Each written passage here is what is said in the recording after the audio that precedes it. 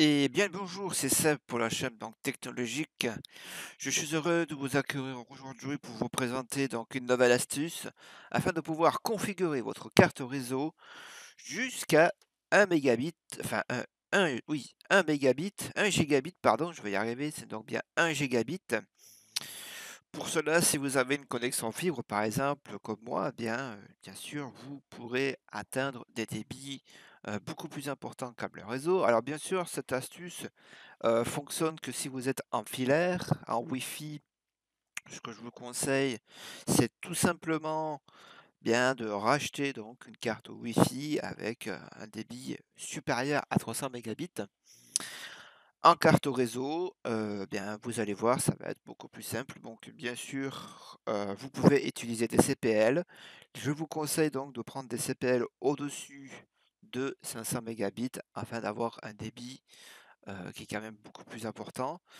Bien sûr, vos CPL, vous pouvez donc les accorder si vous êtes bien sûr loin donc de votre borne, de votre box internet.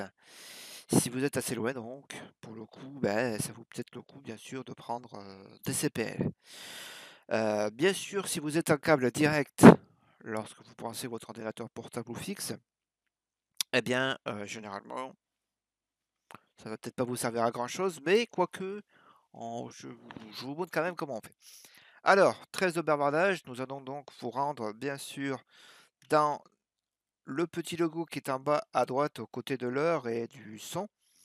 Vous allez donc faire un clic droit sur le petit ordinateur et vous allez faire donc ouvrir les paramètres réseau et internet. Bien sûr, je suis sur Windows 10, hein, je préfère le préciser, mais si vous êtes sous Windows 7, c'est quasiment la même solution. Donc là, vous cliquez donc sur Ethernet. Là, vous voyez que moi, donc j'ai 2 cartes réseau. Donc moi, bien sûr, je connecte sur celle, je me configure sur celle, que je suis donc, connecté. Vous faites donc modifier les paramètres, bon, modifier les options d'adaptateur, modifier les options d'adaptateur. Vous allez vous retrouver donc sur cette interface, bah, qui est donc la connexion au réseau. Vous allez donc cliquer donc tout simplement sur là où vous êtes connecté. Donc bien sûr, moi c'est Internet de l'Icebox, donc je clique dessus et je fais donc un clic droit et je fais donc propriété. Je me retrouve sur la propriété de la carte. Je fais donc configurer. Et ici, je me retrouve donc sur plusieurs solutions qui m'offrent à moi. Donc, bien sûr, les événements, gestion de l'alimentation générale, avancée, pilote et détail. Moi, je vous conseille pour ce tutoriel d'aller sur avancée et de vous rendre tout à fait en bas. Et vous allez avoir vitesse et duplex. Vitesse et duplex dans valeur. C'est là que nous allons donc configurer cette carte réseau afin qu'on puisse avoir un duplex intégral et non pas un semi-duplex ou un semi-duplex à 100. Lorsque vous allez configurer votre carte pour la première fois, vous êtes en négociation auto au niveau de la valeur. Vous montez et vous cliquez sur 1 gigabit duplex intégral. Si vous n'avez pas les 1 gigabit duplex intégral, ça veut dire deux choses. Ça veut dire que votre carte réseau n'accepte pas bien sûr, bien le la valeur 1 gigabit duplex intégral. Dans ce cas-là, ce que je vous conseille, c'est de vous rendre dans un magasin informatique ou votre revendeur et de lui demander donc une carte réseau que vous allez pouvoir intégrer à votre ordinateur. Si vous l'avez, eh bien vous cliquez dessus. Vous pouviez bien sûr essayer plusieurs solutions, donc vous avez les 10 mégabits, 10 mégabits en duplex intégral, 10 mégabits en semi-duplex et bien sûr le 5 mégabits duplex intégral et le 5 mégabits semi-duplex. En toute logique, une fois que vous avez fait ça, donc vous cliquez sur OK, vous fermez tout et en toute logique, vous devriez avoir, heu, ben, pouvoir profiter, de votre connexion, fibre ou internet, jusqu'à votre débit, qui est autorisé par votre fournisseur. Donc si votre fournisseur vous autorise à surfer, avoir un débit du moins de 1 gigabit, bien en théorie, vous pourrez monter jusqu'à la vitesse en fait, de votre connexion internet, donc voilà 500-600 mégabits.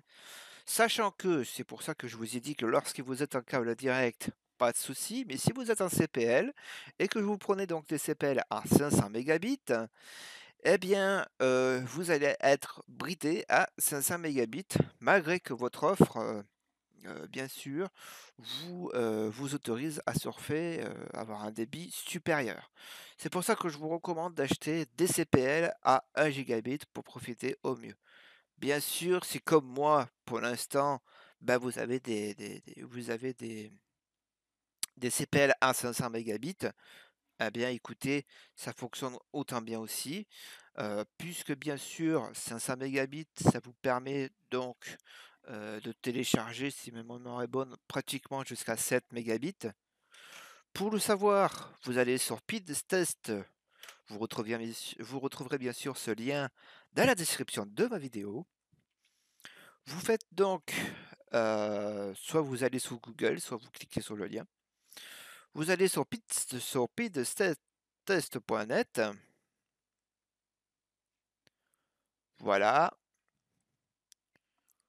Vous cliquez sur Go.